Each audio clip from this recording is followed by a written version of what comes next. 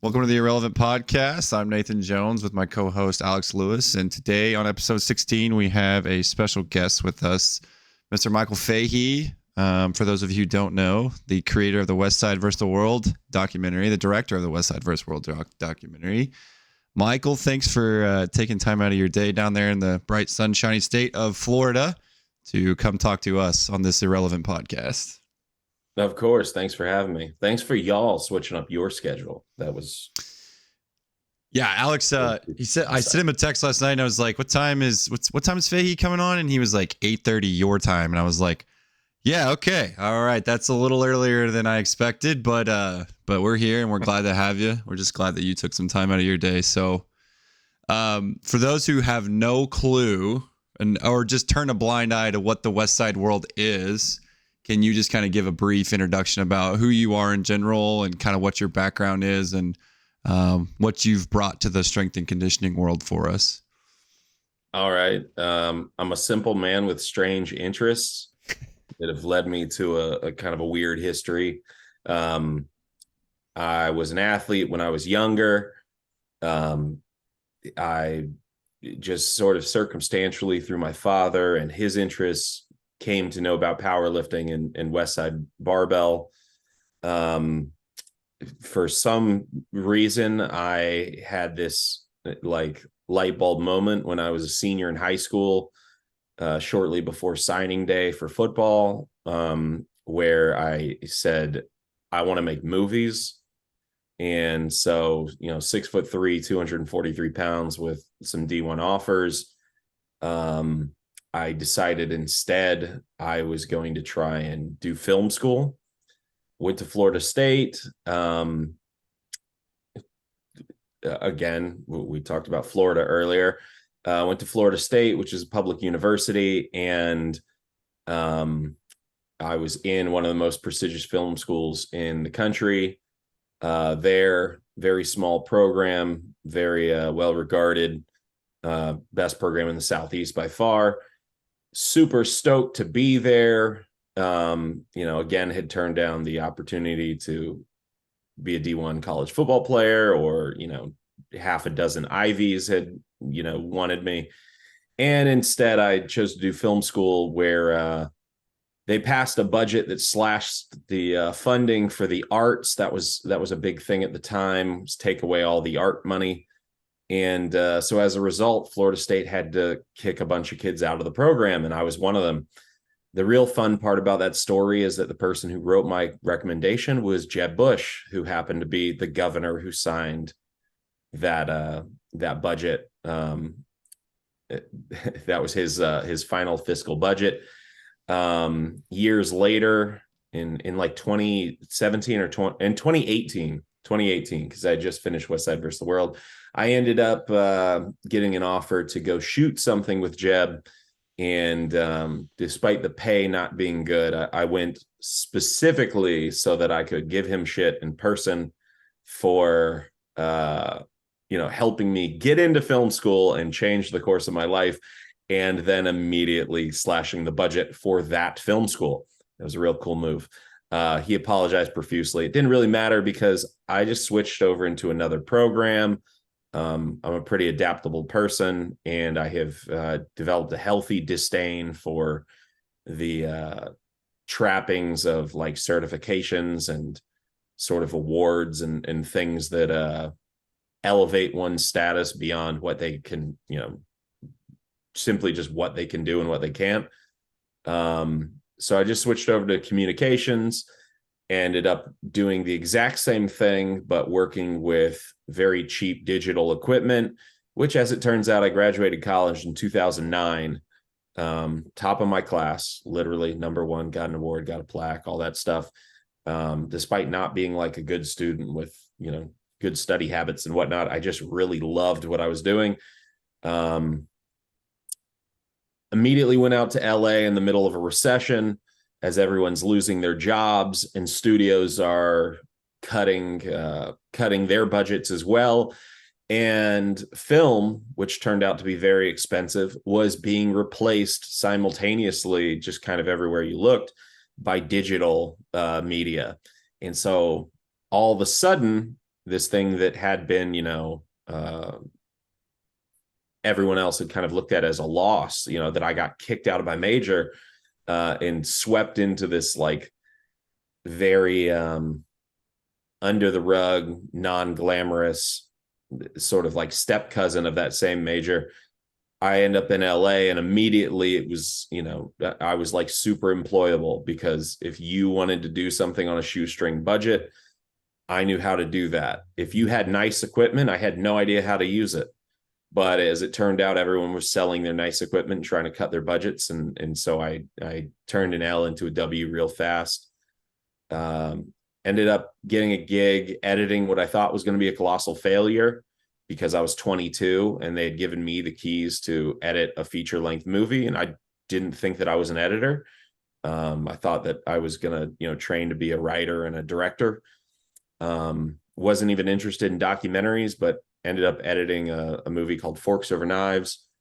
That ended up being super successful, literally one of the most watched documentaries in history, probably still the most watched documentary in the history of Netflix. Until Netflix started doing their own programming, it for a good 4 or 5 year run, it dominated their viewership.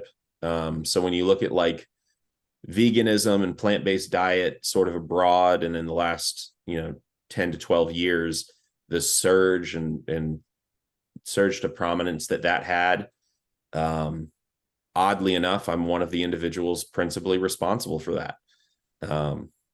I am now 280 pounds, and not like the most healthy sort of person in the world. There's no sugar in this, but but yeah, I always kind of leaned on the things that most people, I think, try and lean away from, the things that like make them. Like we all, again, going sort of back to some of the things that I said before this about everyone hates where they came from. I love where I came from. I moved to LA after I got out of college, met a girl, figured out how to get financing for my own projects, immediately moved back to Florida, ended up in Orlando for a couple of years, and then moved now back up to Tallahassee. I love it here. But I've traveled all over the world, all over the country. I've, especially a lot to like small towns and stuff. Every place is the same. People everywhere are the exact same. Nowhere is special. Nowhere is more fun or more exciting or less exciting. Anywhere that you aren't just inherently seems like it's better than it is. And wherever you are, you become just too desensitized to it. And the same goes with, the stories that we tell about ourselves, the way that we, market and brand our businesses and stuff. When if you look at Twitter or you look at wherever, the people who succeed in life there's a reason why sociopaths and narcissists do so well. And it's because they're just not afraid to like tell their own story and kind of be enamored with the small details of their own existence. Whereas most of the rest of us, because I'm fairly certain that I'm neither a sociopath or a narcissist, though I can appear as either at any time.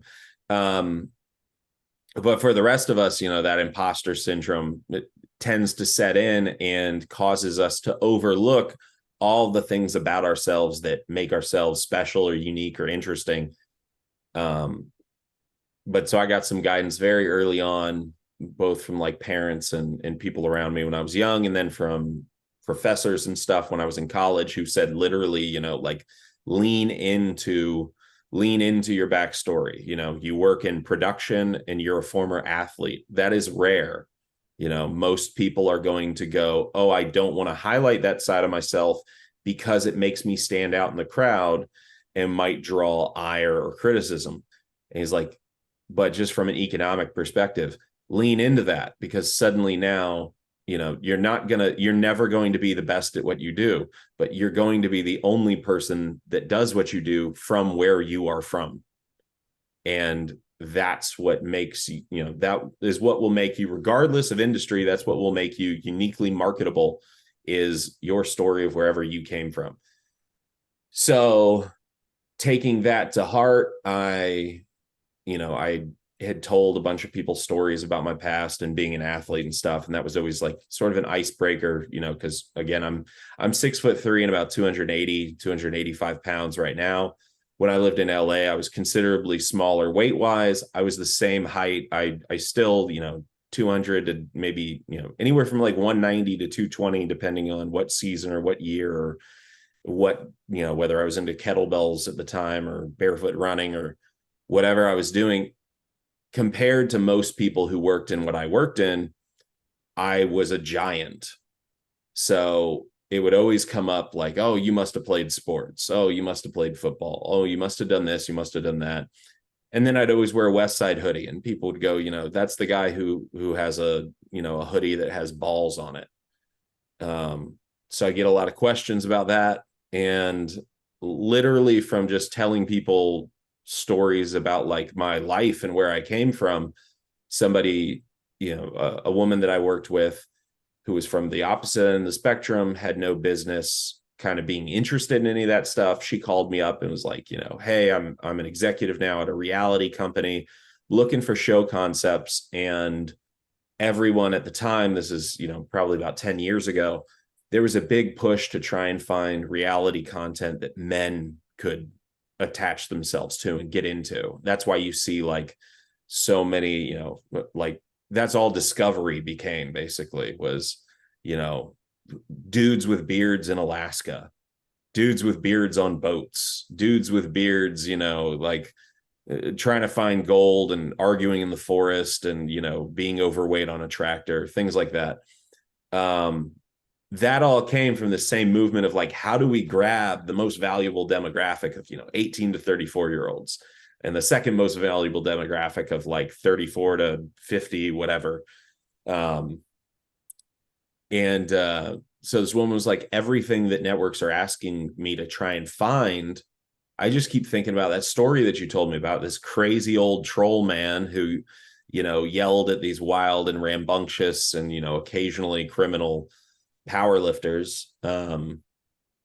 And so they wanted me to develop a reality show on West Side Barbell, and they wanted to pay me. And it sounded like, it was a sweet gig with one major flaw to it, which was Louis Simmons, who I didn't like know at the time. My dad knew him. I had met him before, but like he didn't know who I was. He still would be hard pressed to, well, obviously now he wouldn't be able to answer you, but to his dying day, he probably wouldn't have been able to tell you my last name. And I followed the man literally for years. But yeah, so that turned into me going, reverse engineering, just the way that my mind works. If you tell me something, I'm immediately going to look for what are the holes in it, where will it, where's this mechanism going to fail. I stress test the concept like instantly. And if you tell me why I can't do something, I immediately go, well, let's solve those problems, which is probably why I like training now, because it's just like a very rapid process of constantly just addressing and solving for problems. But I started thinking about it, and I was like, well, you can't make a reality show about West Side, because or shows have to be tied into very rigid schedules. And with someone like Louis, who was quirky, to put it like very nicely, time and schedule, like he moved at his own pace, and his pace was going to change specifically so that he could always feel in a position of like power over the situation. If things were all going according to plan, Louis is the type of person who was going to throw, a wrench into the spokes simply so that he could feel in control of the whole thing. Which at times, creates brilliance and at times is just maddening, bullshit to deal with. But so yeah, I thought, well, I could do this as a documentary. And then story I've told 100 times, in 12 seconds, he shot me down. It took months of these progressively longer phone calls to get him to agree to do it. But he ends up sort of begrudgingly agreeing, simply because I kind of challenge him on the fact that he wanted to keep calling me, but didn't want to do the movie. And I was like, Louis, let's both acknowledge, like, this is bullshit. You want to do this because you want to keep talking to me. Like, that's the only reason you would talk to me. So let's just go ahead, say that I made you do it or whatever, and let's just work from there. And then what I thought would be like a 2-year process turned into like a 4, almost 5-year process. Movie comes out. I do like a speaking tour and do screenings all over the country, across the US, across Canada, across Australia, which was really cool. So I'm going all over the place and enjoying sort of just the movie being out and the spoils of people wanting to talk to me about it, and an increasing number of people wanting to ask me questions about training, because people didn't really understand that, like, I didn't work for West Side, like the whole structure of that industry, how it works kind of befuddles people. So everyone thought, I was a relatively young guy, I was in my early 30s at that point. So everyone thought that there must be some apparatus that was behind me that was funding it, and they're sending me out to do all this. And I was like, no, I'm just a crazy person who has never had a, quote unquote, real job, except for an 8-week stint working at part-time at a bookstore in college. So I was like, I live in a fantasy world of my own sort of building. And I have chosen to load up this Hyundai Accent with speakers and projectors and roll up to gyms across the country and do this. But lots of coaches started talking to me, because simultaneously at the same time, Louis, was getting older. His health is at that point, I think, starting to slip a little, and he was becoming just progressively harder and harder to reach directly. And so I started getting a fairly wide array of people who were talking to me, because they're like, you were there, like I had hundreds of hours of video. I was there for hundreds of hours beyond that. I had, hundreds of hours of interviews that aren't in the movie and have nothing to do with the movie. I've 20 hours of Louis talking about training concepts that had no, value to the story.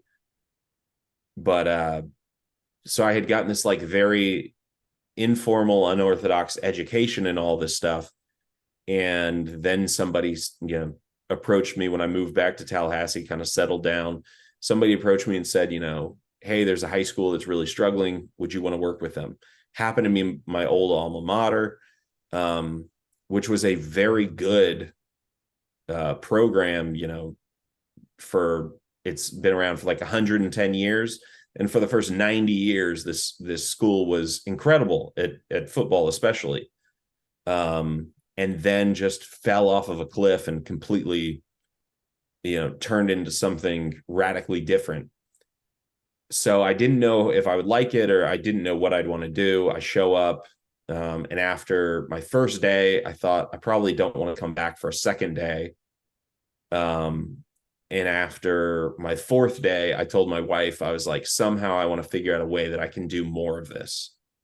And of course, I'm in Florida. And contrary to that, I just talked to somebody last night about this. Florida, as a state with a super low tax rate, that, is appealing and draws a lot of people in. The sort of flip side of that is Florida has some of the worst funding for teachers and coaches, because our coaching funding is scaled off of how much our teachers make. So not intending for any of that to be political. It's just, that is the factual landscape of the state. So if you're at a private school, hey, maybe the private school wants to pay well for strength coaches, but there's not a whole lot of those. There's very, very few of those. Most schools are public. And basically that means like, if you want to be a coach at a Florida school, you make basically no money. So I was a volunteer, I get stipend offers, which I've told every school, like, just keep, because they're like $800 a semester and there's no summer stipend. So, it ain't all good out here for people thinking like, oh, I'll get my CSCS and move to Florida and coach at a high school.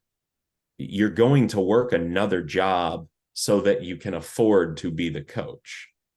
It's just how it is. Luckily for me, I had made a movie and I get checks in the mail. So I had the ability to do that. And I started restructuring everything else in my business to allow me to do that more and more, because making documentaries and telling stories and making movies is a multi-year process.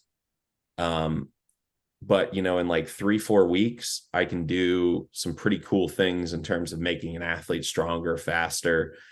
And then that athlete is like a real life living thing that gets a scholarship offer, or simply does better in their sport, or simply feels more confident as a human being. And you get that like very quick return on gratification and fulfillment of like, wow, I actually just helped somebody, versus when you make a movie, after a while you feel insane and you feel incredibly selfish about, like, I made that, but does anyone care? And did I make anything better at all? And eventually it comes out, and hopefully if you're, good enough, the movie does do something, and usually it's something unexpected. And someone goes like, oh, that inspired me to do this other thing. And you feel good, but you have to wait like 5-6 years for that to happen. And in that same period of time, you could have trained 1,000 athletes and had that same happiness 1,000 times over. So that's what I do now. I coach. Feel free to cut me off at any point, because I'll forget that I'm talking or why I'm talking. It's not going to hurt our feelings if you continue to talk by any stretch of the imagination. I was going to ask, you said that you had like did you had Division I offers to play football, and you kind of had this moment where you're like, I'm just going to pass on the football thing and going into the creative side of things. What was that? Just kind of an epiphany moment, or did you kind of built up towards that, or kind of what led you to making that decision ultimately that you made that jump or that leap? A couple things. Like, number one, I think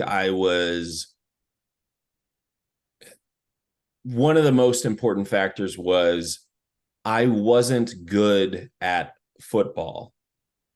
And that I don't really put like on me. I think that most coaching is not very good. Most coaching is concerned with like the wrong things. So I was, I could memorize anything you gave me. But I didn't have, so I knew the entire playbook. I knew every position. I could, go up on the whiteboard. I could draw up everything. But I had very little connection to like what any of that meant on the field. I would be where I was supposed to be, but the game was so much harder for me because I didn't really understand, I didn't understand things like leverages, because no one on my team understood them, because they weren't coached. Our coaches probably didn't understand them because their coaches didn't coach them. Years later, when I was working at the NFL Network, and I would get to sit in on meetings and get to talk to, I'd literally be in the room with, say, like Steve Mariucci as he's going over, breaking down a quarterback's college film for the draft. And as he's, explaining to the producer his notes on what he's going to talk about,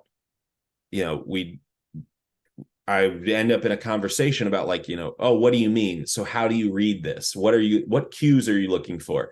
And you just realize like all of a sudden you see someone who's actually a high level coach and you go like, oh, holy shit, you know how all of this works. And you can explain it to like in 5 minutes. I was like, why didn't anyone ever take those 5 minutes with me when I was like, I don't know, in seventh grade? Would have made the rest of my football career so much better. Instead, the kids who get rewarded and this is for like all sports, the kids who get rewarded so often are the kids who discovered that stuff on their own somehow, just through pure circumstance. And so, we call them naturals and stuff. No one is a natural at anything. No one is naturally talented at any slice of human existence.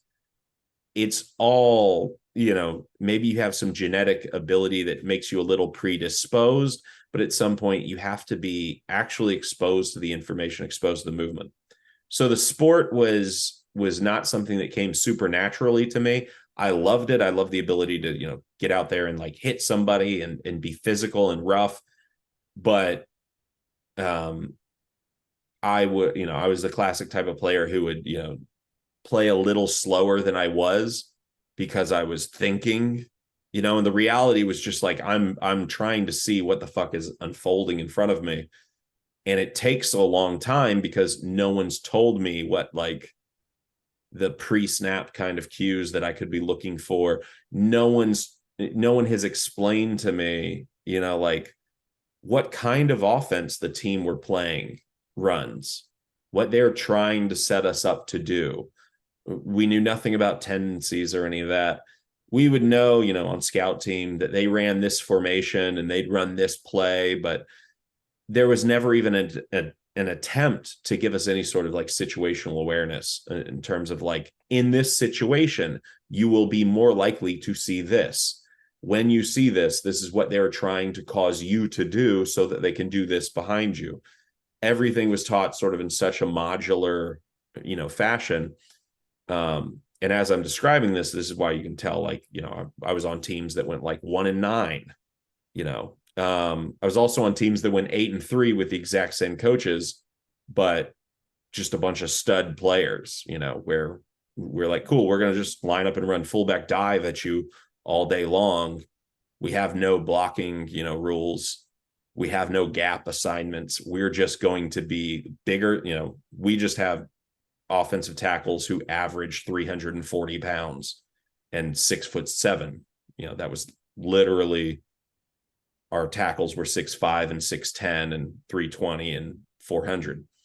And both were D1 tackles, first team All-State fullback, things like that. So it was just like, we're just going to be so talented that it doesn't matter. And then when the next class happens not to be that talented, they're not going to have the same kind of success. But they're going to have the same coaches and they're going to have the same philosophy.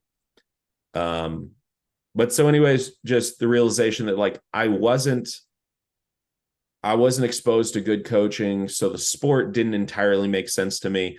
Along with not being exposed to good coaching, my coaches never even attempted to explain the recruiting process to us. So I got a very big D1 offer that, I would have taken, and it's insane that I didn't take it.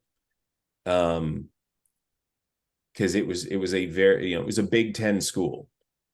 And I got an offer, and it was like 2 weeks before signing day. And this is the early 2000s. Signing day is in like February. And I'm a senior. I've had a few offers at this point. I was told, be brutally honest with these coaches when they offer you. If you're not interested, tell them you're not interested. Terrible advice.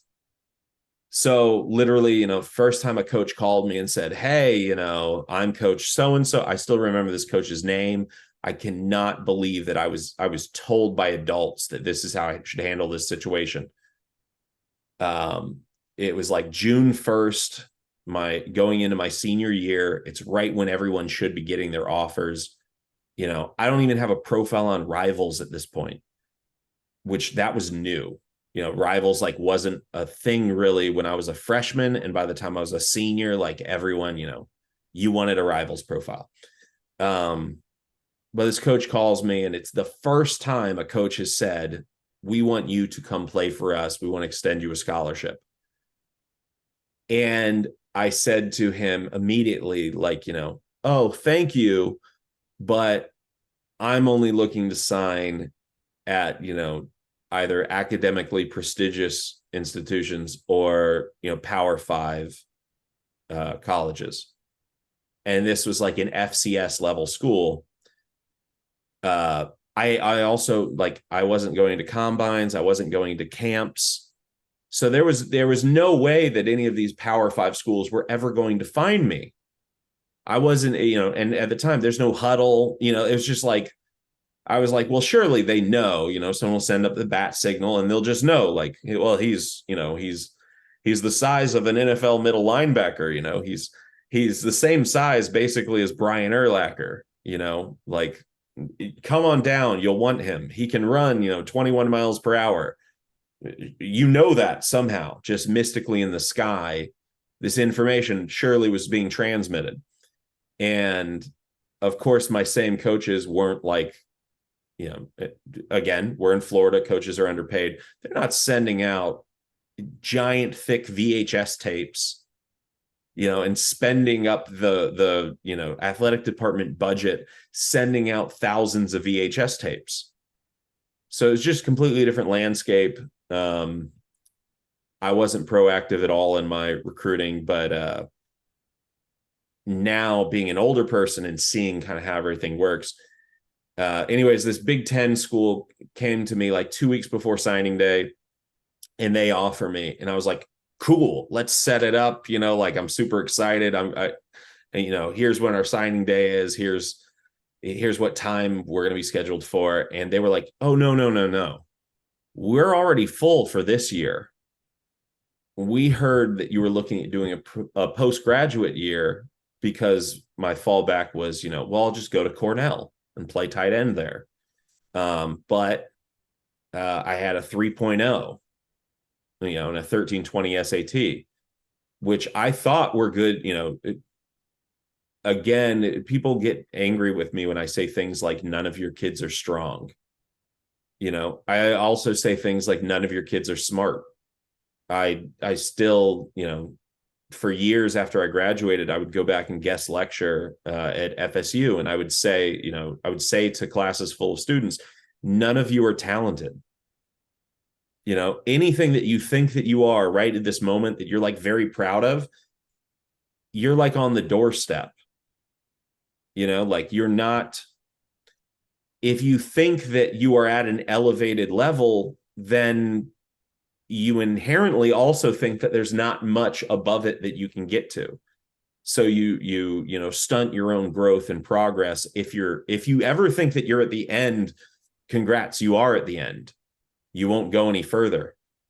So I was like, hey, I'm an honor roll kid. I got, a cool tassel for it and stuff. Like, I don't get grounded, I get it. We had 6 classes at the time. I'd be like, I get 2 A's, I get 2 C's, and I get 2 B's, 3.0. I'm good. I'm in the clear.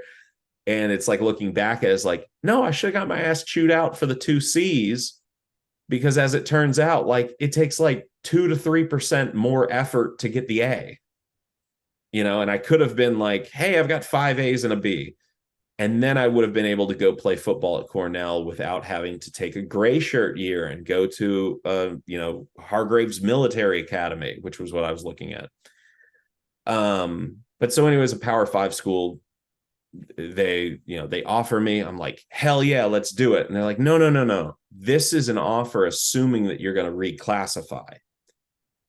And I was like, well, what is, you want me to wait? I have grades to get into your school. I could get into your school just like if I sent in an application. I don't need any help getting in there. I need the post grad in order to go to an Ivy League. And my dad had played at Princeton, so that was where that whole dream came from. But so I was just like very jaded from all of it. Now, 36-year-old adult Michael would have looked at a kid and said, like, don't you understand the defensive end that they've been recruiting, who they have, committed to sign for them in 2 weeks, they've known him and had a relationship with him for 3 years. They're not going to throw him by the wayside on the off chance that you, a kid who's never visited their facility, who's never gone to a camp, who they've never seen in person, they've never seen you walk in by the door that they have the marks on to verify your height, they've never had you step on a scale, they've never actually, they know nothing about you, and like at the time we're using VHS tapes. It's like 260p. It's utterly indistinguishable which player you even are on the field. They can't even see your number on fucking tape. Like, it's insane that they're giving anyone scholarships at that point, really, because they're having to just like take so many shots in the dark. But so just my expectations were insane back then, that I thought that they would offer me 2 weeks before signing day, having never seen me, having never kicked the tires. So I felt really jaded by that. And then simultaneously, a kid who I had played with like 2 years earlier came back and had visited over winter break. And he came into the weight room at the high school to work out, and he had his knee in a big brace. And he like walked in, did bench. And when he got up to leave, he was on crutches. I was like, well, what happened? And he's like, oh, I tore, my ACL and my MCL. I don't think he ever played another down. I don't think he even returned to the school. Just like, it was like, you went for 1 year, got hurt, and that was it. That was the end of it. And so I think all of those things together kind of led up to feeling like at the same time, I have this one sort of unique opportunity that I can say to my parents in Tallahassee, Florida, who know zero people who have ever worked in entertainment, to say to them like, hey, I think what I want to do is, be a filmmaker and tell stories. And I felt like I have this one pitch, because I've known other people who went and got, a normal degree, and then we're like, okay, mom and dad, I got the degree, I did my part. Now I'm going to go do the thing that I want to do. And they move out to LA and they work in film, and they're successful, because it turns out absolutely nobody, and this is in most industries, nobody cares where you went to college, what degrees you have, what certifications you have.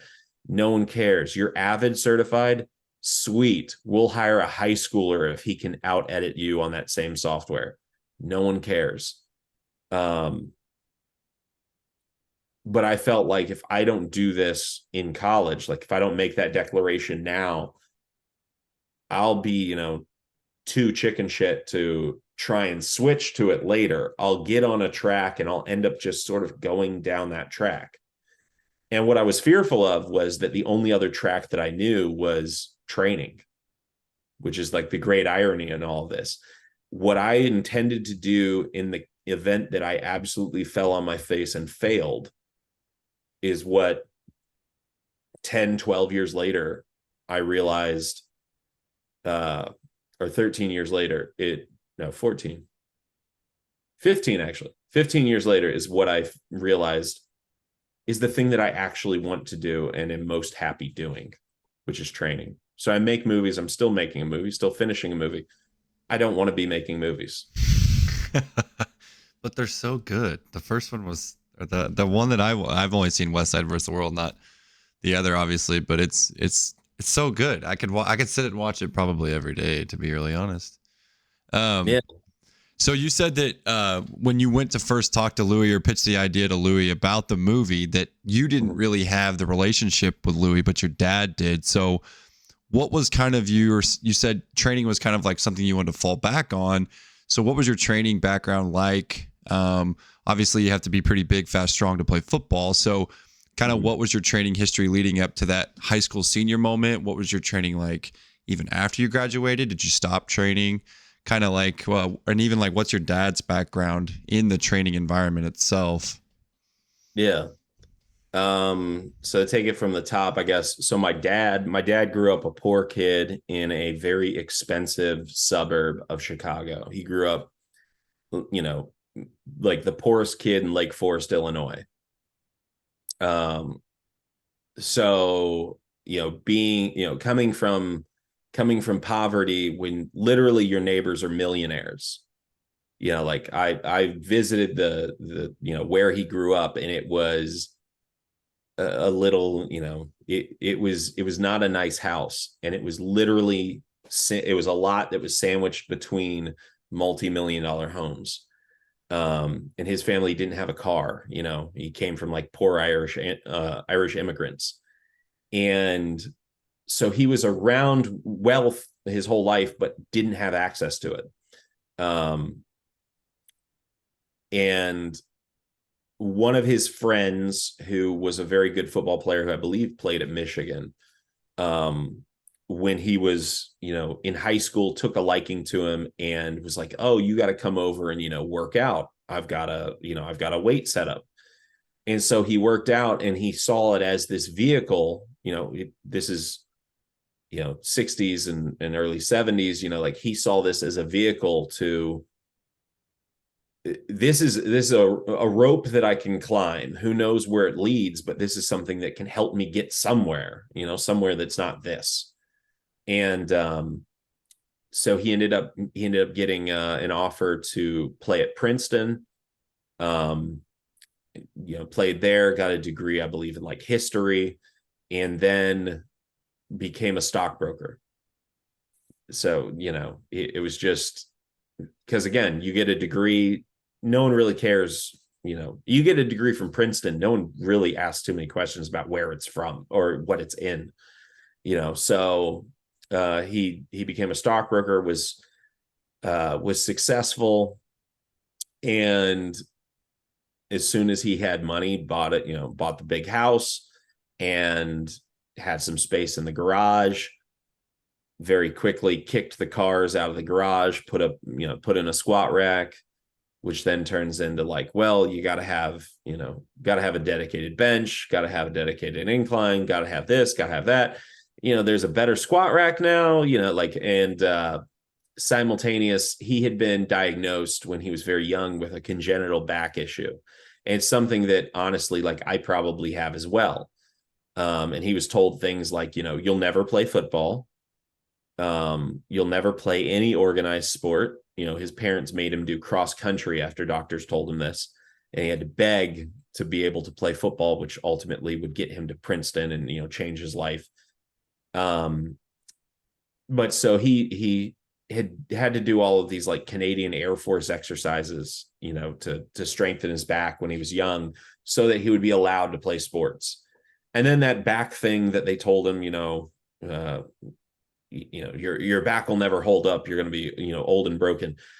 He ended up not only playing at Princeton, he ended up getting like really big into lifting and training, and continued playing semi-pro football after the market closed until he was 37 years old. So he'd go out and be playing, on a high school field, playing 11 on 11 tackle football in his late 30s. I do not understand. I'm 36 now. I do not understand how he was able to do this. And he'd be playing with dudes who were fresh out of FSU and FAMU, who are, 23, 24 years old, still trying to make a roster and get a tryout and just trying to like stay fresh. And meanwhile, he's coming in and, parking the car and taking off of, his get up from stockbrokering and going out and being this weird old white dude who just wants to be malicious and hit people. But he was always like, my dad's a lot like me. He's, maniacal and obsessive about the things that he's interested in, has relatively few interests. And so training was one of them. Then, we went to West Side when I was in 6th grade. I was 12 years old. I just started throwing shot put and discus. So I made it to AAU nationals for track. It was in Cleveland. My dad, who doesn't like to leave his home ever, was like, "Oh, this is the perfect time for a vacation," because Cleveland's in Ohio and West Side's in Ohio. So, it's right there, because Cleveland and Columbus are not 3 hours apart or whatever. But so we went to West Side for a couple days while we were up there. And my dad got to talk. He'd talked to Louis for years. He'd found, because of the back problem, he had found out about the reverse hyper. He bought one like sight unseen. And so we had one of the first reverse hypers, I believe the first reverse hyper in like 1994 in Florida. So just things like this were normal to me. You know, my dad was watching West Side tapes every afternoon in our kitchen. That was normal to me. You know, Chuck Vogelpohl was as normal as Scottie Pippen. That's, you know, like we heard about, I could name more West Siders in the late 90s. In the late 90s, when I'm like 10, 11, 12 years old, I could name more West Siders than I could name members of the Chicago Bears, which was our team. So like that was just what I was exposed to, is what was normal to me. You know, like as I got older, training manuals and you know, Soviet texts and stuff just sitting out on our kitchen table was normal to me. I got to high school. I was a decent athlete. Coming into high school, like, you know, when we played on the playground, I wasn't the kid who got picked first, but I was in probably the top, you know, third of kids who would get picked whenever we played any kind of pickup game. I could hold my own. I was always a contributor. Then I got to high school, and for whatever reason, the coaches did not want to play me. My JV season, my freshman year, literally, I did not appear in a single snap of JV football. Now, I graduated at 6'3", 243 pounds, and could run a 4.7 hand time, with a 31-inch vertical on Vertec. I started high school at 6'1", 6'1.5", 155 pounds, and ran like a 6-something hand time. I was slow. I was weak. I wasn't like extraordinarily slow, but I was, you know, at best very average in terms of speed, with above average height, a pretty big frame, but very little meat or muscle on it. So I didn't play literally the entire season. I appeared in 4 plays in a makeup game for 9/11, which was a very odd experience in and of itself. And it was a situation where a kid's equipment broke. And so the coaches, it's the 4th quarter of an exhibition game that's happening a week after JV season ended, and it was freshmen only. And I'm looking at the clock and I'm like, there's like 5 minutes left. They told me they were going to play me. And I'm like, they're not going to ever, I am not a part of this team's plans in any way, shape, or form. So a clip on a kid's helmet broke. And because it was freshmen only, you know, kids are playing in crazy positions because the sophomores aren't there. And they're struggling to get somebody on the field. And I'm just standing close enough that I hear the commotion going on with coaches. I just haul ass out on the field. I line up and I play 4 plays at linebacker, make 2 tackles. And then they pull me out of the game and tell me, because I ran onto the field without them telling me to go in, that I would never play again. Which was fine, because there was like 3 minutes left at this point, and we didn't, you know, our offense, you know, ran out the clock and kneeled the ball. So it didn't matter anyways. But so after that, I was just enraged. I didn't like football at that point either, because you know, the experience was just terrible. I was like, you go to these 3-hour practices, you do everything the coach wants, and it's like the coaches aren't even paying attention, which we had two coaches on the JV staff. So you had 2 adults running like 60 something kids through practice. Of course, they weren't paying attention, and they're doing it for free. And one of the kids is, you know, one of the coaches is like 21 years old.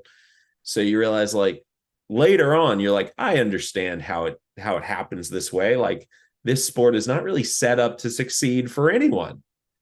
But I went and told my dad, I was like, you know, whatever you know about training, like, let's do it. Let's do it now. And he went and immediately, like, we maxed out, and I benched. We had 1.25 pound plates.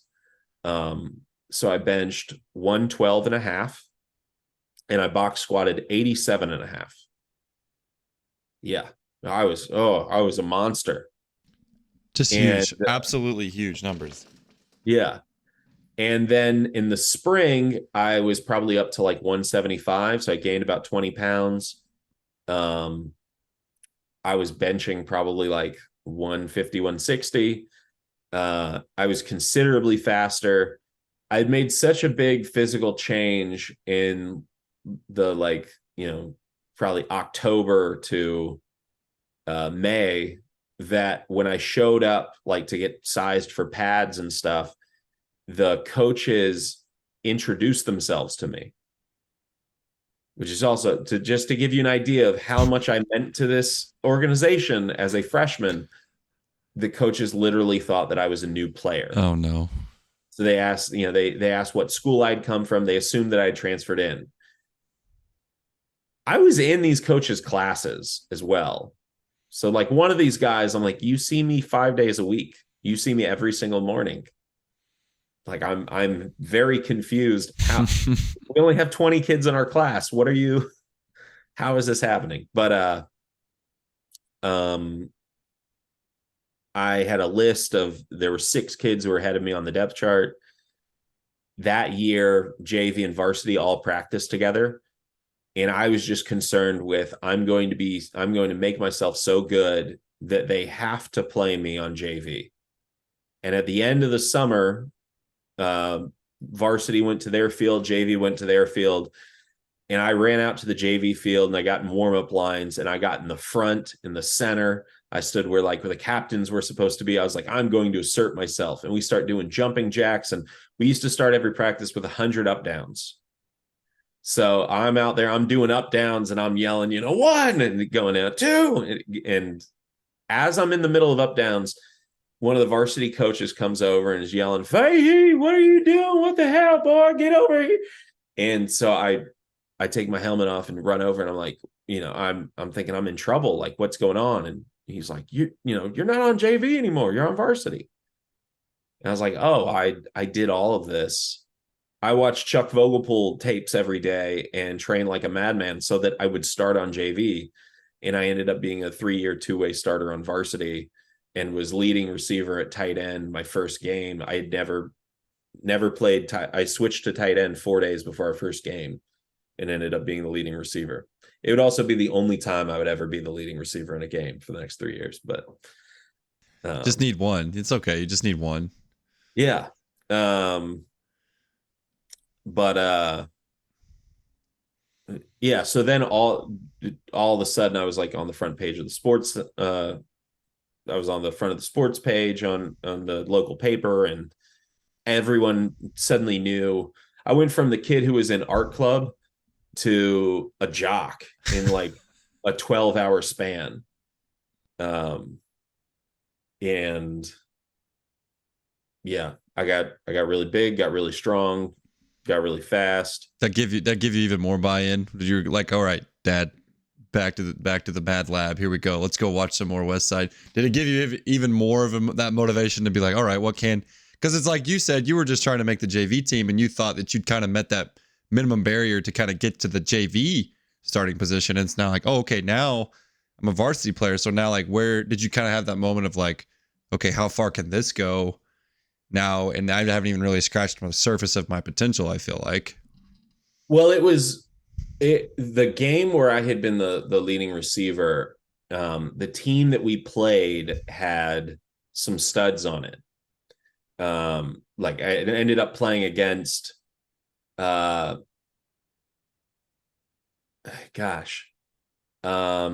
Roy Upchurch was in that game. He went to Alabama, and then played in the NFL.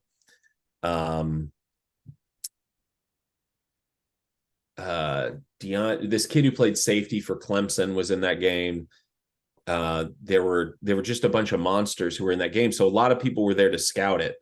So I ended up, all of a sudden the next week, coaches who were coming through the area, because Tallahassee always produced studs. So coaches who were in the area suddenly were stopping by and, asking about me. And They couldn't talk to me directly because I was a sophomore, but they would kind of like pull me over so that I was close enough to hear the conversation. They're having a conversation with me, but just with my coach standing right there, basically. And I'm like, I'm across the track lanes, like, and they're shouting their side of the conversation to me. It was very weird. So it was just like suddenly, uh, I didn't know enough about anything to have really expectations for myself, but all of a sudden, like I remember I went trick or treating that year with my sister. I had a younger sister, and I was taking her trick or treating, and we were playing a game the next day. So I was just wearing like a t-shirt with like my football team on it, and we get to this house, and the guy opens the door, and he's like, "You're Fahey," and I was like, this dude didn't have kids who went to my school or anything. It was very creepy. And he was like, "Yeah, I saw you on Rivals." And I was just like, "What the," like, and he started I'm at the door, I'm 16 years old. And my sister was in a wheelchair. So I'm like standing there, like, "Are you going to give her candy so we can leave?" And this guy's asking me like, "What schools are you looking at?" And I'm like, I don't know, man. Like, I didn't, the notion that this could be a thing I even did. I was like, I didn't even know if I would. I was like, I never even thought as far as like, would I make varsity? Which is also absurd looking back at it, because basically, if you just stuck around, you automatically made varsity. There wasn't, even now, like it's you got to be pretty bad to get cut from most of the teams in this area, just because like kids aren't playing football the way that they used to. That used to be what every single human did, and now basketball players don't play football anymore, and these players don't play football. Everyone plays one sport year round now. So if you want to wear a helmet, they'll give you one. If you want to get hit, they'll let you. Yeah, I can't remember what your question was at this point.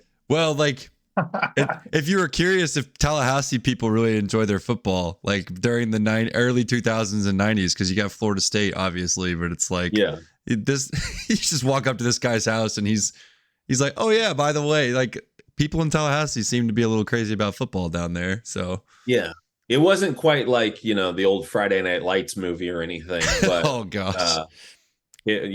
Isn't that Texas? Yeah, Texas that's is a different Texas. breed of people. that's a different world. That's a different Yeah, world.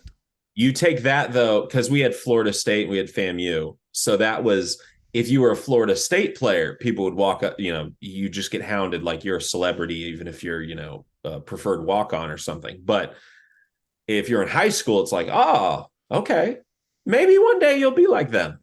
Like maybe. And that was another thing of just in terms of setting that expectation. Like I was on a track team where I was telling somebody this last night. I was telling Bird this, on my track team, my AAU track team. One of our 4x1 teams for AAU was this guy Jet Cohen, who ended up getting signed by T-Pain and Convict Music.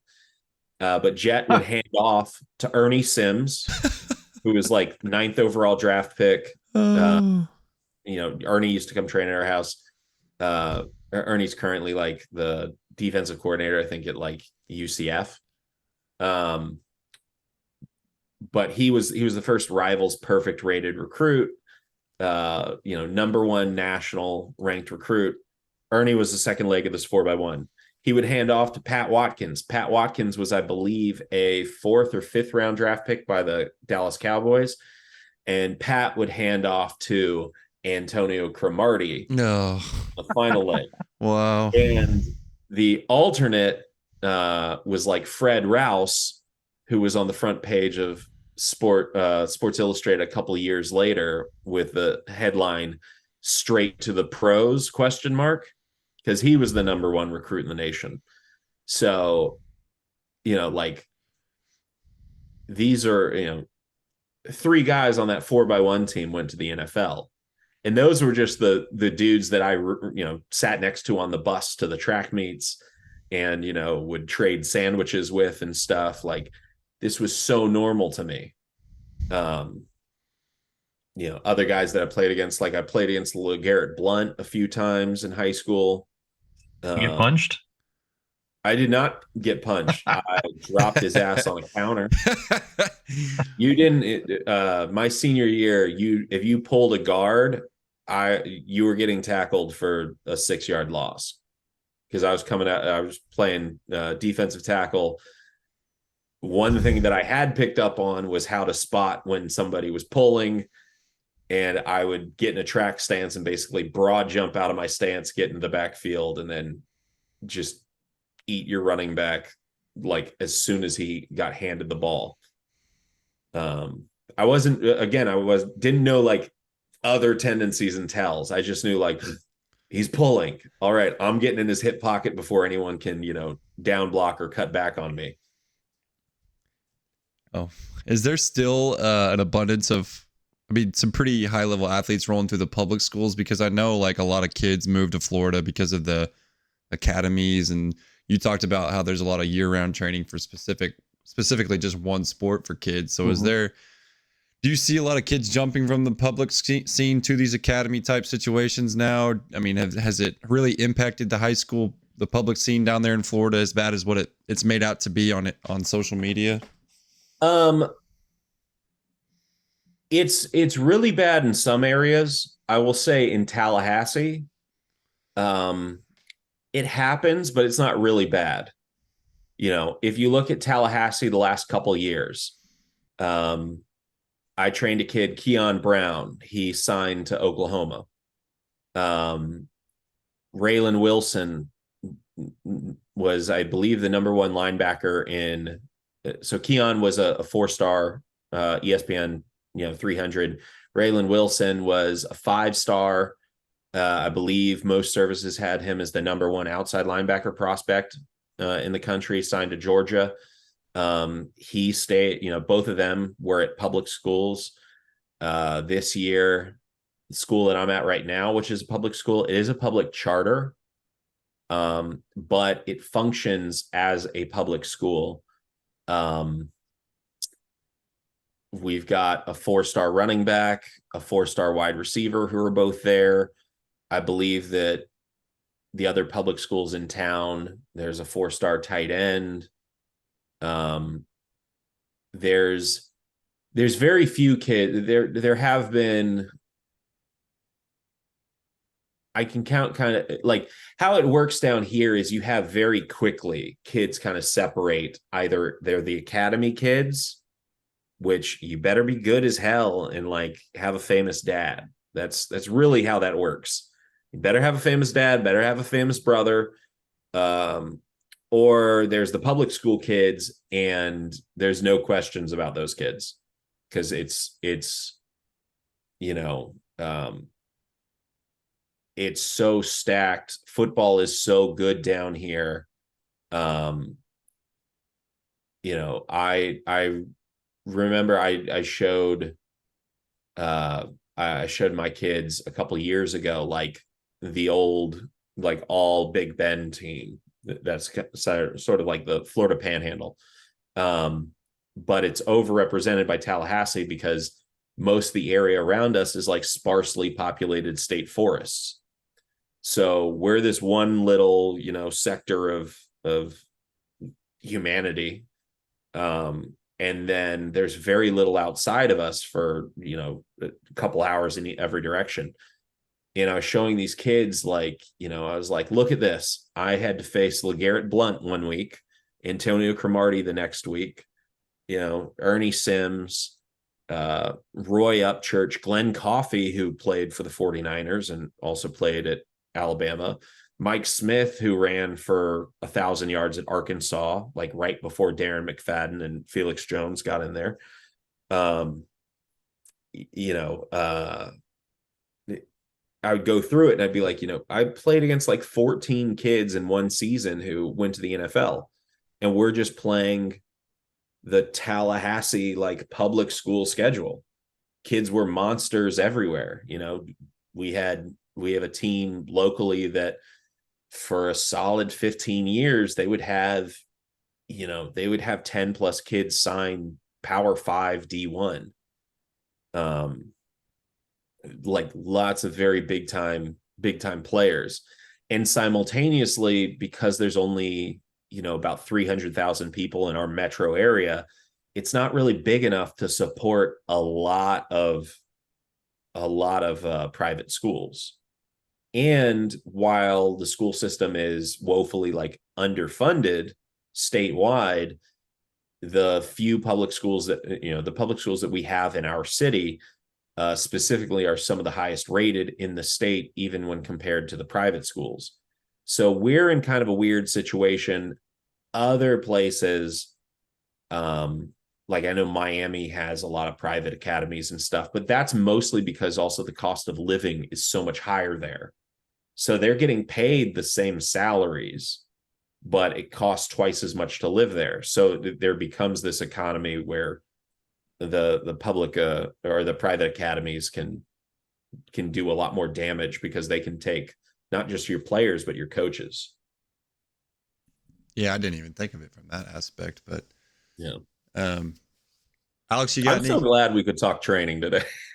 No, we're good. That's what I was gonna try to chime him in and bring him in and see if he had Yeah. Mr. Lewis. Do you have any questions for Mr. Fahey here on training I specifically? wanted Fahey to tell the story about the one Mr. Dave Tate doing seminars at his house. Like, not every day do you have someone like that starting, because like Swiss has become a big thing. And you're like, yeah, well, Dave kind of started in my garage. Yeah. Yeah. So in 99, we go to West Side, and I remember pretty vividly my dad trying to convince Louis Simmons to come down and do a seminar in Tallahassee, because he'd hear about these seminars that Louis would do and that West Side would do. And, he's like, but I can't ever take off the time to travel. Now he could, he just hated traveling. And it turns out, who else hated traveling? Louis. So my dad's telling him, like, well, what if we could sell tickets? And, what if I paid you, what if we paid you a couple $1,000? And Louis would smile and go, no, $5,000. No, $10,000. No. And then like Dave Tate just kind of leans in and was like, I would go. Like I'd come down to Tallahassee. And and my dad's talking about his gym. The gym was a 2-car garage with no AC. Like the gym Perfect. is, yeah, but but he's got, at this point it's like my dad has, he has a reverse hyper. Who the hell has a reverse hyper in their house in the 90s?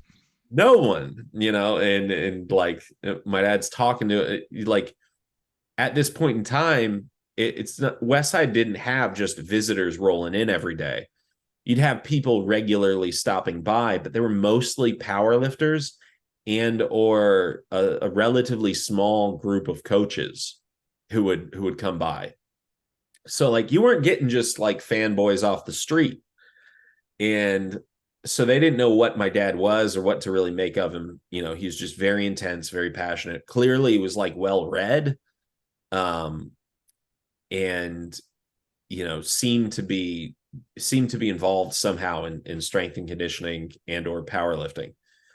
So they just thought like, all right, you're a serious dude. So when you talk about your gym, oh, you must be like a hardcore gym owner. But so anyways, the following summer, Dave Tate agrees to come down and do a seminar. I believe it was like a 2-day seminar at my dad's gym. And so my dad goes and picks him up, and Dave's been selling, Elite FTS is sort of in its early days, but Dave had sold tickets, and, he'd sold tickets to people as far away as Australia. And, because my dad goes, oh, Ohio, West Side's in Ohio, Cleveland's in Ohio. They got to be like right next to each other. That'll be easy. Florida is a great big weird L-shaped state. And so this Australian dude was like, oh, I'm going to be in Florida at the time for Disney World. Disney World, Tallahassee must be right next to each other. Now they're only like 3.5 hours away, but this dude left his family for 2 days, left his family in Orlando. They went, they're on this once in a lifetime trip to the States to take the kiddies to, take the kiddies to see Mickey. And he's like, I'm just gonna go up the road and do this other thing. I'm gonna get another hotel room and stay in this place called Tallahassee, and go to the seminar at a gym that he's paid money for. And so my dad goes and he picks Dave Tate up at our airport, which Vice magazine once called the greatest airport on earth, specifically because you could sign up to take college courses at the airport, and you could make it through security in about 4 minutes. So Dave gets off, at this relatively small airport. He walks out, he's immediately hit with a blast of our nice, warm, wet, like August air. And my dad picks him up, drives him across town. And that drive is, the airport is surrounded by state forest. So you're driving through the woods, and then you start to see a little bit of town.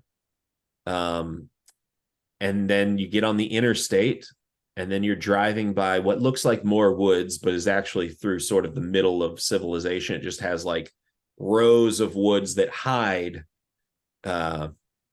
Our city is literally like hidden from all directions by woods, so that it appears much smaller than it is. And then once you get through these little pockets of woods, like huge subdevelopments open up. But so from Dave's perspective, he's just being hauled out into the middle of nowhere. And then finally he gets off the interstate thinking like, are we even in Tallahassee anymore? Which they were. They were more in Tallahassee than they had been before. But he sees a little bit of civilization, and then immediately it's just back into the woods.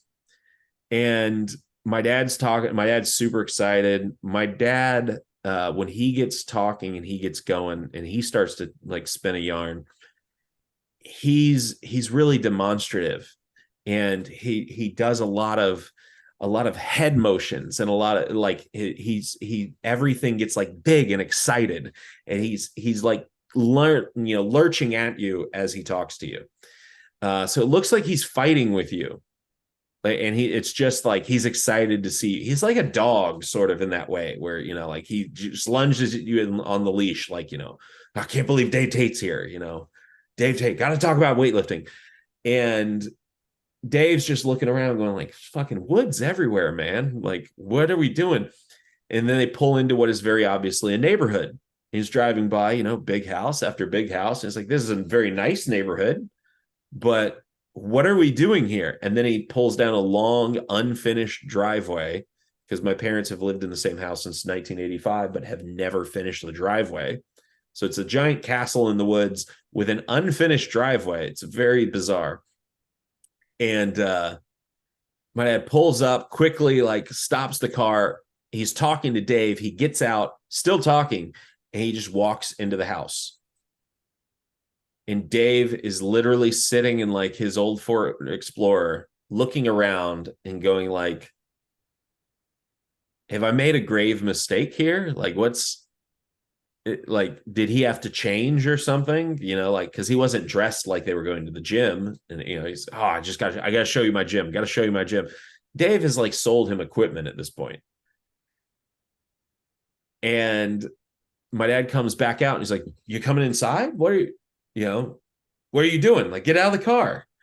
And so Dave gets out and he's just like, oh, holy shit. Like, cause he's staying with us too. And so he's like, well, maybe we're just putting our stuff down. Then we're going to the gym. So, my sister has like a Girl Scout troop meeting over. I've got some friends over. We're playing like PlayStation or whatever. My mom's baking brownies for the Girl Scouts, and my dad's walking Dave Tate through the house going like, hey, this is Dave. This is Dave Tate. This is Dave Tate from the video. Dave Tate, look at him. And Dave's just like, hi, everybody. And, like, oh, cool. You've got, and we had tons of animals. We had birds, and we had rabbits and guinea pigs, and we had a bunch of dogs and a bunch of cats. like, if you had issues being around animals, you would walk in our house and just get like red puffy eyes immediately. And, and it smelled like we had animals, and so Dave's just like, what bizarre reality, like, do these people live in? What have I stepped into? And my dad takes him to put his stuff up, and then he's like, oh, you got to come see the gym. So Dave thinks, well, maybe we're going to get back in the car, please. They walk down the stairs, and they walk past the front door, and he told me later, he's like, oh shit, like, no, we've messed up. And he walks past the front door, and from the outside, he's like, there's not a second building. Like, what? Like, does he have a giant converted room or something? And he walks him through, and he goes through the kitchen, and then he goes through the laundry room, which is where all the litter boxes were, and that thing reeks. And he goes through the laundry room, and then out to the garage. And again, it's August in Florida. It's super hot. It's super muggy. Heat index well over 100 every single day. And Dave's like, I got like 25 people coming for this seminar. Where are they going to sit? And he opens up, he sees that it's a garage with a broken garage door that my dad like manually lifts up. And then again, just like bushes outside on the other side of the door, mosquitoes, heat. And like, if you leave the door down, it gets hotter. If you put the door up, mosquitoes come in. And when it rains in the afternoon, the rain basically just comes in sideways. So you're just the whole time like, what kind of discomforting hell am I going to subject myself to? And Dave's just like, I'm trapped. Like, I've already sold tickets to this thing. People are going to like want their money back or sue me. I don't know what's going to happen, but this is not good. And, yeah, the next day people show up, and I guess Dave realized that like the kind of crowd who would pay a few $100 to learn about West Side and Conjugate and all that are also the kind of crowd who don't bat an eye or hesitate at all when you ask them to go into someone's weird ass home dungeon. Like, everyone who showed up was like, oh yeah, this is normal. Like, no red flags, and I remember there's a hellacious storm. So like, again, they're like, do we put the door up? Then the water comes in. Do we put the door down? Then it's, so just every 20 minutes, they're lifting the door up and down, trying to decide, like, do we like getting bit by bugs more and being wet, or being wet because we're sweating through our clothes? Which one do we want, guys? And then they went to like a barbecue place and stuff. And it ended up being so good that, Dave asked, can we do this again? So they did it in 2000, then 2001. The only difference was Dave got a hotel room. And then they were supposed to do it again in 2004 with Windler. And then I think Windler ended up, after booking it, ended up finding out that like he was going to have a kid, and that was the date was going to put him too close to like the delivery. So Dave came down again. So yeah, we did 3 of these weird seminars in my garage. And Dave told me later, he's like, I learned a lot about what kind of questions I have to ask before kind of doing an offsite event. So yeah, it was good times. That's amazing. That's an amazing story. And to get him to come back, that's the beauty of it. It's like, right, the cherry on top. Yeah, it was just like not just one time that they suffered. They were like, oh yeah, this is worth coming 2 to 3 times. Yeah. And then my dad was like, well, you want to do it again? And it kind of was like, at that point, it was like Elite had grown so big that he's like, I kind of want to do things like indoors now. I kind of want to do things at places that can pass like building codes now. Have like some modern conveniences, maybe. Mm-hmm. Air conditioning being the first of those. Yeah.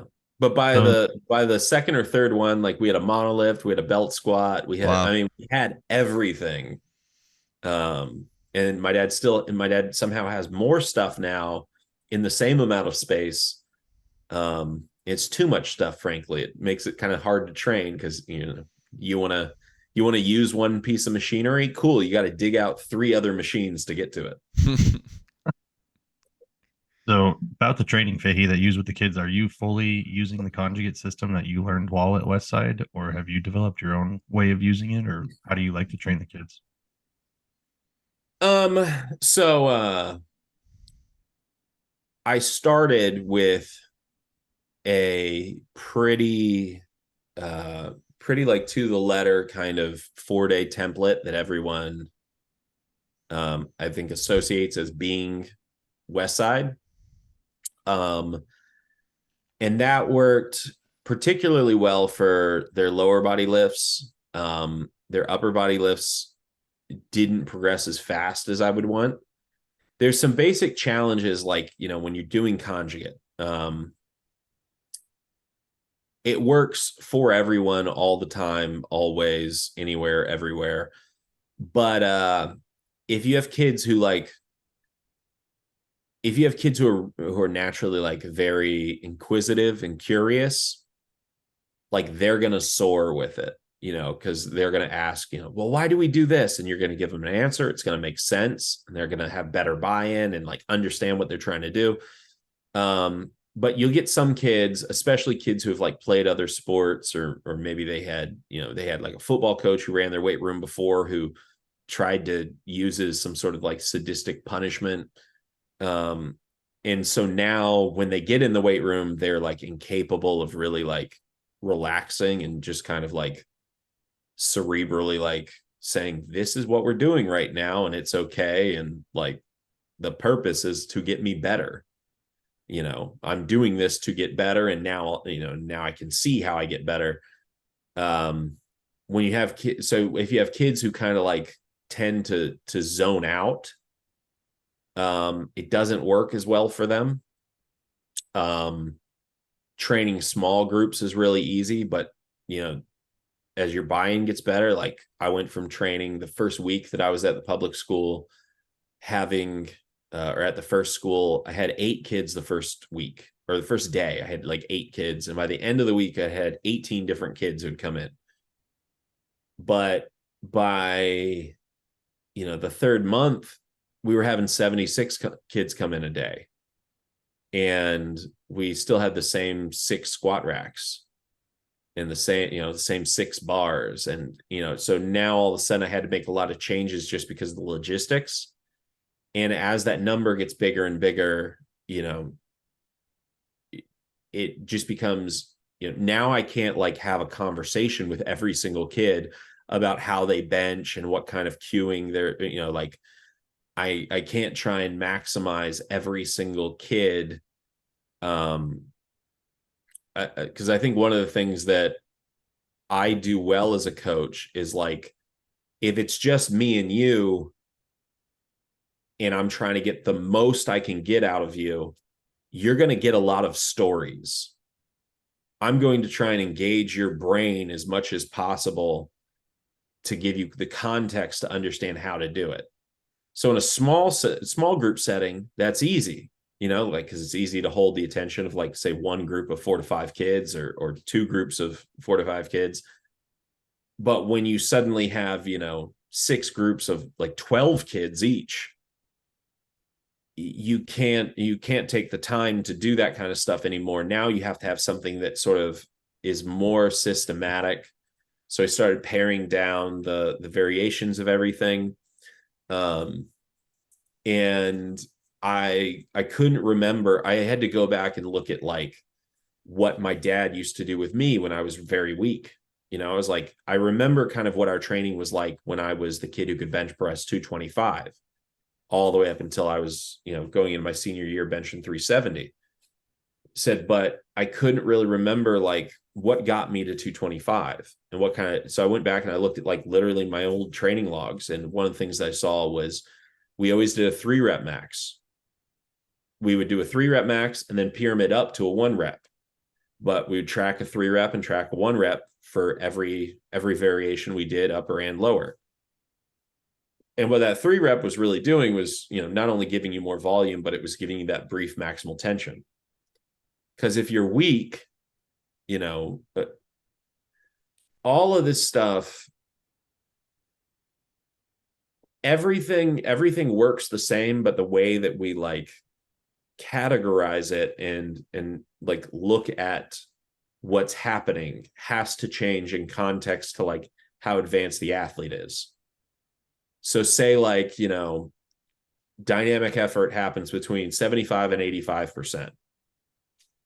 Well, Dave Hoff can't do those percents because his outputs are so astronomically high that would affect how his body recovers. So he actually works a little under that, and that keeps the bar speeds going. And of course, I'm talking right now about top weight. So if you have a straight bar, 75 to 85%, but everyone looks at Westside and says, all the dynamic effort doesn't work. And then you ask them what they did, and they'll say, well, I did straight weight 50 to 60%. And you go, yeah, because you didn't, there's 25% on each of those that you're missing. But speaking as Dave is an anomaly, I know he said that like he can't even go above 225 for bench anymore because the bar speed just doesn't stay where it needs to stay. So it ends up being like velocity is a big factor in the dynamic part that I don't think most people understand, right? Like if they're using the bands correctly, they're helping get more velocity out of the bands as opposed to where people will like fight it on the way down, right?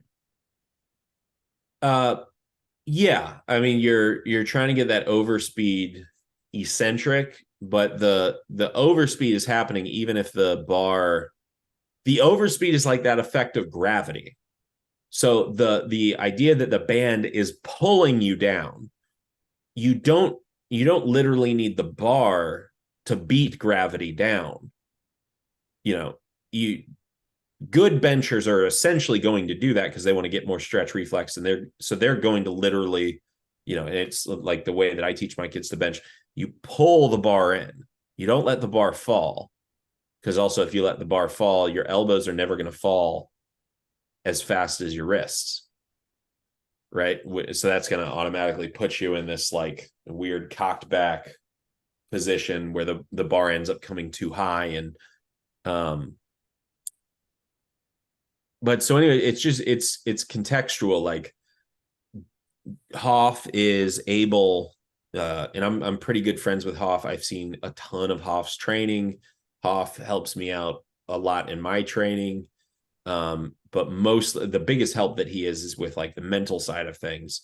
And again, going back to like talking about expectations and stuff, like nothing is heavy. The weight is the weight. You tell yourself it's heavy. It's heavy for you today, but in a year, it's not heavy. The weight didn't change and you didn't really change. So quit being a bitch now and stop calling it heavy.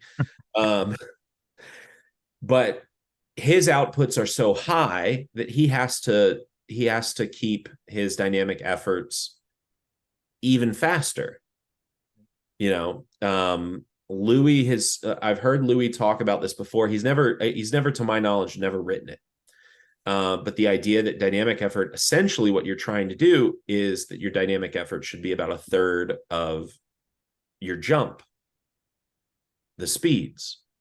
So if you think about it that way, well, a kid who jumps 30 moves faster than a kid who jumps 20. Right. So a real young kid, their dynamic effort should naturally be a little slower. And then when you look at, I know y'all are both aware of Jared. I watched your video or your episode the other day with Zach. And Bird has heard the same thing in terms of, a third of squat speed before and stuff. I've talked about this with him. So like as someone gets stronger, their speed needs to go up. And part of that is because now their output is getting higher. So the stress and the stimulus of that output is stronger, right? And their recovery is going to be different. So you have to keep the bar moving even faster now, or else you're going to beat them up and you're going to give them sort of too many inputs to be slow. Right? But a kid who is currently slow he doesn't have enough force. He can't create enough tension. He can't create enough fatigue. So you have to slow him way down. So that's where, you know, like say Jared and even Zach, you know, they'll say like they don't do dynamic effort squats. I kind of disagree. I think that they are doing it. It just is a gear shifted down because their athletes are younger. So they don't have as high of outputs. So they need to be moved slower so that they can create the right kind of tension. So those are the kind of, like, that's one of the biggest tweaks that I made to my system. Right now, like what I'm currently doing is Zach mentioned it, like I'm doing something pretty close to like what he has outlined that he does with his kids. Now my accessories are a little bit different, mostly because my equipment is different, mostly because our time frames, you know, all of our logistics are different. But what I have traditionally done is still do, you know, I haven't been doing it for the last like 2-3 weeks. But I've traditionally done 2 max effort days where we do both a triple and pyramid up to a single. So we're tracking both of those numbers. When a kid starts to get strong enough, I will tell the kid, hey man, I don't actually care about your triple anymore. You know, that 154-pound kid who was benching 300, you know, I told him, like, I don't really care if you're tripling, you know, 280 or 285. I said, like, I would rather see you bench 305 for a single, you know, so like, because your singles are getting to the point where they create enough fatigue and they are the mass on the bar is itself enough of a stimulus to give you the real effect of max effort training. Because what I found immediately was, like, when I got to the first high school, and, you know, I had 5 weeks before COVID started. In those 5 weeks, I had 2 brothers. They both play D1 football right now. They're defensive linemen. They've been training, you know, daily since they were like in 6th grade. Their training age was pretty high. In 5 weeks, one of them went from a 305 bench to a 365 bench with a pause in competition. Yeah. His brother went from a 295 to 335 with a pause in competition and couldn't lock out 345. But so those are, like, I'm ecstatic when I get those kinds of gains. But I looked around, I was like, man, I got a ton of kids who, when I came in, they were benching 155, and 5 weeks later, they're benching 160. But all of my kids, I started to notice, like, literally in the data, there was kind of a shelf around 225, where if you were over 225, I could get you really fast to 275 or 300. But if you were under 225, like, you progressed at this like snail's pace. And, you know, the kids were still happy about it. The coaches were happy about it. But I was like, you know, those kids with the lower training ages, they're supposed to be the ones that are easier to move. And, you know, sure, they're still on pace to go up like 60 pounds a year. And that's great. That's nice. But I'm greedy. I want more. So I was like, you know, I don't, you know, so I went back and was talking to my dad about, you know, what did we do? And that's when I started to look and see, well, the 3 rep maxes, and started to I had already been talking to Jared for a while, even, you know, years before I started training kids consistently. But I went back to talking to him, and again, you know, integrating more. I just bumped up the percentages basically. And then I got VBT units, and I was like, you know, well, Louis is always talking about 0.7 to 0.9, but my kids aren't that, you know, he's trying to mimic essentially the squat speeds of elite jumpers. Well, my kids, you know, my kids aren't averaging 2.1 meters or whatever when they leave the ground or when they jump. They're averaging a gear lower. So I tried 0.6, 0.7, 0.8, and then went 0.5, 0.6, 0.7, you know, and I found as I slowed them down, they did better. And then I had some college kids that I was training. And they'd be in small groups. And so I could kind of go back to more of what I like, which is more variability, more a greater distinction between max effort and dynamic effort. And I had a kid go from a 200 pounds on a 12-inch box for one rep, a kid who wanted to play tight end, who was just exceptionally weak hamstrings, couldn't get off the box with more than 200 pounds at 12 inches. Less than a year later, he was doing 385 for 4 sets of 4, every rep north of 0.65 with 300 pounds of band tension at the top. Like fucking monstrous.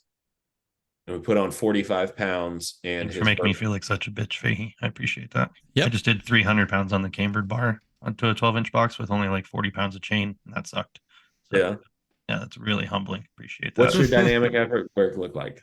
I didn't do as much of it now. I've been doing more like what you're talking about right now and trying to just get more raw strength. But so I haven't been doing much speed work recently. I did some before my peak or during my peak on a competition because I was trying Swedes 5th set stuff. Mm-hmm. You do it right before competition, and it wasn't bad, but I ended up squatting like 468 in competition or 458 in competition, and there was a lot of left in the tank. But I squat like an Olympic lifter, so yeah, I don't have that. Do you have a training partner? No, it's just me. Oh, well, there's part of that's a big problem. I know. I'm aware. Yeah.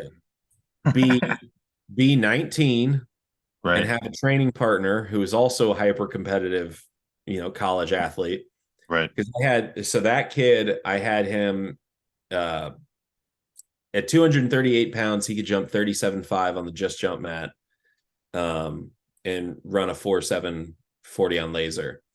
And I had him train for a couple months. He had a buddy who came in who was a college pitcher who was pretty strong. He was much smaller. I don't know exactly what he weighed, but he looked like he had lifted a lot.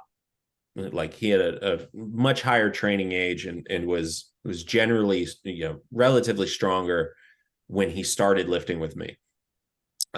He trained with me for something like 9 weeks. And I put up a video of this on Burn the Ladders on Instagram, like last spring or something. But he was the kid who ran the 4.48. Yeah, he's a college pitcher. He hadn't run the 40 since like high school. And I was like, what do you think you run? He's like, I don't know, man, like 4.9. And I was like, no, you run way faster than that. Like I hadn't seen him run yet, but I was like, you run way faster than that.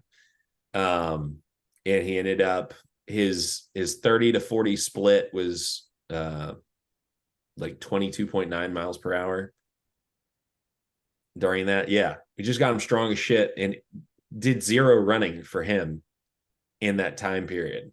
And so wait, you don't need to have like form for running. You can just get stronger and get faster. Yeah, if you have form, because I do some form shit too, and I like doing form shit.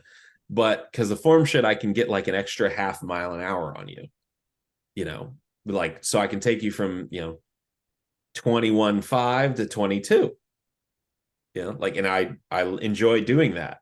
However, that's the icing on the top of the cake. It's not the cake. Right. There's got to be a base of strength before you worry about that. Right. Yeah. Well, also because you have to be fast enough to, again, all of these concepts are like, I can give you the equation for when you are here, but you can't just do, like, you can't plug that into everything. It's like squat depth, like, when Jared talks about, I figured this out from Jared without Jared telling me. When Jared said, have my kids go to a 12-inch box. And when I take them down to a 10-inch box, they get slower. If I took them up to a 13, they get slower. And he's like, but the slow kids could go to a 13 and get faster. And it clicked like a light bulb. I was like, oh, because the faster you are, the higher your knee raises in relationship to your hip when you accelerate. Right. So, of course, slow kid, you can do quarter squats. Slow kid gets faster, but the fast kid will get slower because it no longer represents the form that the fast kid has. So the fast kid will detrain in the range that you're not hitting. And now he's only increasing his force through a slim portion of his leg swing, his gait cycle. But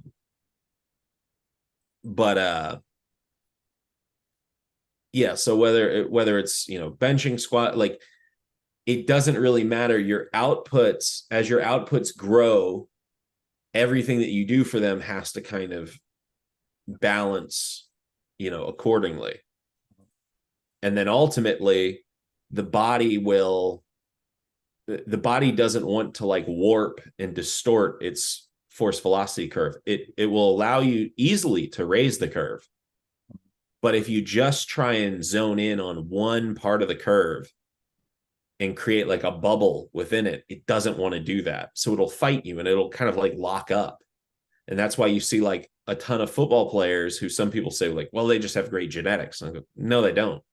Like they've got good genetics, but they're benching, they're squatting, they're running, they're jumping, they're doing a little bit of everything. And so their body's never really slowing down in any one thing. It's always progressing forward, even though they're not spending a ton of time on any one thing. Guys who spend a ton of time on one thing, short term, they get much better at it, and then they hit a brick wall. It's like, yeah, because your body doesn't want to, like a great bodybuilder will tell you, like, you want big biceps, you have to have big triceps, because the bigger your triceps are, the easier it is for your body to allow you to build the bicep.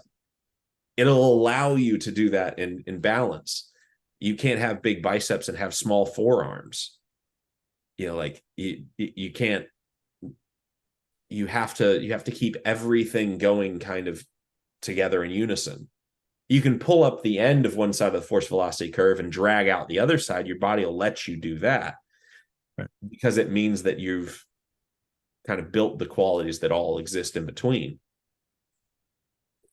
That's a pretty good argument for concurrent periodization. Then is what you're saying.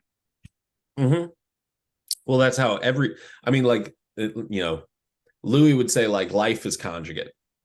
Right. And contrary to what the fucking trailer for my movie says, Louis would say everyone trains West Side. The whole world is West Side. Now, Luke Edwards said you don't train West Side unless you're in West Side. And I put it in the trailer because it sounds cool. But no, like everyone trains a little bit West Side, whether they want to admit it or not. You only, if you're good at it, you recognize that it's a little bit West Side. If you're bad at it, you don't want to tell people that it's a little bit West Side. But everything is conjugate. Everything, conjugate or concurrent, whatever the fuck you want to call it. Everything is conjugate. Right. Everything fits within conjugate. You want to do triphasic? Cool. That's conjugate. Tier, that's conjugate. CrossFit, that's conjugate. There's a reason why they consulted Louis when they started CrossFit. It's all because conjugate is the toolbox. And you don't use every tool all the time, but sometimes you need a hammer. Sometimes you need a screwdriver. Sometimes you need a hammer with a different head. Sometimes you need a screwdriver with a different head. Sometimes you need a drill. Sometimes you want something with more finesse. You use a mallet. You can do anything in context to whatever your problem is that you need to solve, whatever attribute you're trying to build, and whatever your like genetic or physical sort of barriers are. But everything is conjugate and everything's the same. You don't take 12 weeks of math, take one test, or and then take 12 weeks of English all day. They've tried that before. What did they find? You lose the intellectual traits that you developed in the previous block. They don't extend into the next block because the body, this all goes down to the way that we intake information. we have technology that allows us to store information at our fingertips. And that's great. It's awesome to reference. However, it's not a substitute for knowledge, right? Because our bodies aren't, it takes thousands of years for even the smallest evolutions to happen. It takes millions of years for drastic evolutions to happen. So we've had the internet, and we've had computers, and we've had printing presses. We've had all this for but a blip of time. Our brains, our DNA at this point does not know that we've got the internet and we've got access to what has happened for years and years on end. We are wired to work on what is the daily task that you're going to need, with some residual memory of what happened the last time we experienced this season, and what happened for a couple seasons prior. That's why we're super adaptable when we're young. But every year your body goes, we made it through another winter where we didn't have to, jump up steep mountains. I guess we don't need to express strength that way. Meanwhile, another child is born with relatively similar genetics in, the high steppes of Mongolia, and they develop that strength because they had to walk up that hill every day. If that same kid grew up in another place, they wouldn't have to do that every day. There have been studies on jumping in children. The more you jump, the taller you grow for children. Now think about that from an evolutionary perspective. And certainly that doesn't work for just like one person, that if I jump all day long, I'm going to grow 6 inches higher. But if you look at, say, like a random sampling of say girls, and the average girl is 5'5", 5'4", 5'5", and then you go look at a random sampling of prepubescent girls, who end up playing volleyball. So you go to like a travel ball type facility, or there might be 300 girls there who are all basically the same height.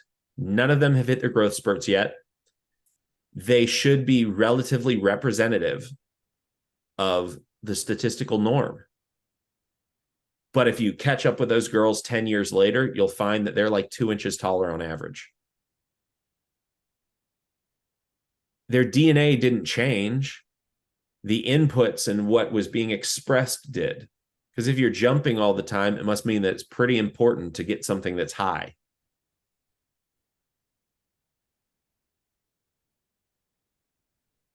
Makes sense, but I got fucked because I played basketball for 12 years and that shit did not help me, I don't think. Yeah, he didn't get that one. No, that one, my body Did said, or maybe maybe I would have been 5'4" or 5'3". Who knows? Maybe I did grow a few inches. Maybe getting to average height was not in the cards originally. Well, that's so but that would all depend though on how you played. Yeah. Right. Were you trying just to be a rebound monster? I was trying to dunk as much as possible. So there was definitely a fair amount of jumping in, enough to where it made my Osgood slotters really pissed off all the time.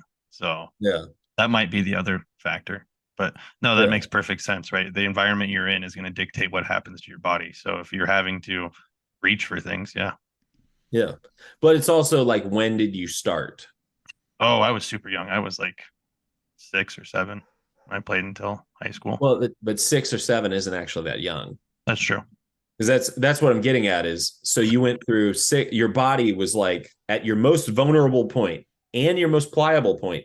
Your body went through 6 or 7 full annual cycles. Probably 10 of those. I played till I was 16. So yeah. No, I'm saying before. Yeah. Okay, yeah, I get what you're saying. Yeah. So your body's going, doesn't hey, need to we do that never shit. have to do these things. Yeah. And then, so every subsequent year, the reactive, like the sort of pliability of what your body can express potentially your body goes, well, we went 6 years without ever having to jump to get anything. Right. Jumping must not be part of our environment. And if jumping is part of your environment, you go, well, shit, there must be something high up that we need in order to sustain life. You just gave me a new niche. I'm making some jacked babies. So anybody that want to get your kids working on it, man. Yeah, right. My daughter's quads already are huge. We're gonna have to have that conversation because I just had a newborn too. So yeah, better to start benching, Nate, right now. Yep. Bench. Yeah. Well, squat. So I've already thought about all that. I haven't done most of this. But I've already looked at like on Amazon getting little plastic. I'm trying to be careful of how I say this. Little plastic, what they technically are is they're little plastic plugs to like seal up a hole in a plastic surface. So like if you drill, say, if you get like one of those little toy weight sets and you drill a hole into it because the toy is hollow, weighs, just a couple ounces. And then you micro load it with a little sand and then you put the plug back in. And you let baby play with that for a while. And then, every couple of weeks, you just put a little more sand in. Aggressively overload it. Plug back in. Yeah. And then after a while, my goal is that when my daughter's a few years old and, gets to the point where she has play dates, that other kids come over and go to like pick up her toys and they can't lift them. And she's just, genius over there manhandling them like Thor's hammer. Real life. Yeah. I want it to be like, it'll be like Thor's American Girl doll. Right. But awesome. But the problem, kind of like what I was saying with the kids, is you realize like if I have a smart kid who's very focused, I can do like I can do like adult style conjugate with them and get crazy results because they focus in on every little thing. And you get kids who I came up very early. I was like, kids kind of fall into a couple different groups. Most kids are like a one concept kid. So, it's try and do that faster. Try and do that harder. Do this. Very rarely you'll get a kid where you go like, okay, so your foot's pronating as you do that.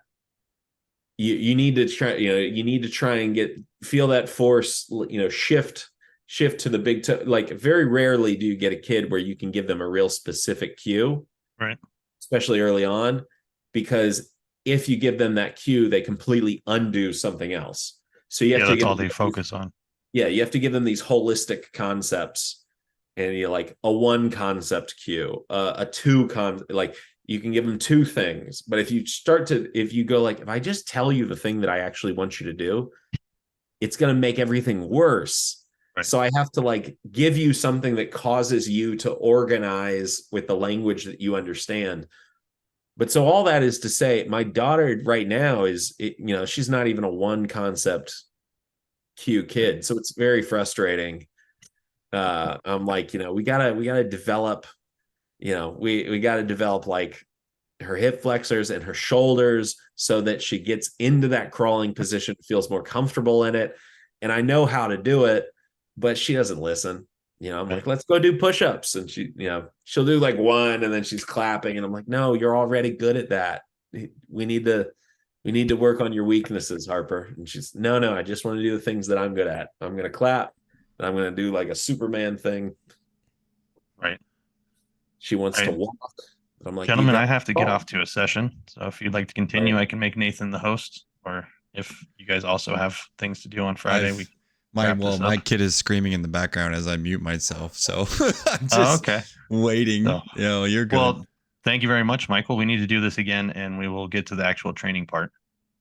So. Yeah, any time. I kind of feel like we just had a conversation and I robbed you of a podcast. But no, it's great. No, this is a great podcast. This is what we do on the podcast. Yep. We learn about the guests. We don't always have to talk about training. Heck Nathan's wife actually fucking hates us because we don't talk about training. She's just trying to learn. She's just like, can you guys please talk about the training, please? No, so, I want to talk about the people. The people are way more interesting than the training. I agree. But all right. Michael, thank you for your time.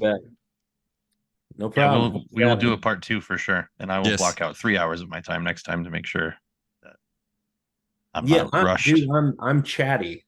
I forgot, Michael. Okay, I just thought the voice messages was like, just you being nice. I didn't realize that was just you. No, that's why I say, like, that's why at the beginning I said, like, so have I talked to you on the phone? Right. Because you would know, like, it's not, I knew that I'd left you both voice notes, but it was also like, wait, have I left you like 20-minute series of voice notes? Yeah. Left you like 10 that occasionally were like an hour, or did I leave you like 3 one time and give you a couple paragraphs or something? Because I talk. That's all right. That's great. That's the whole point of this great podcast. Yeah. Awesome storyteller. We get you and Bird on the same one. Oh shit, yes. Man. We have a whole 8-hour session. Yeah, Bird and I talk until somebody's phone dies. That's love that. Yeah. That was last night.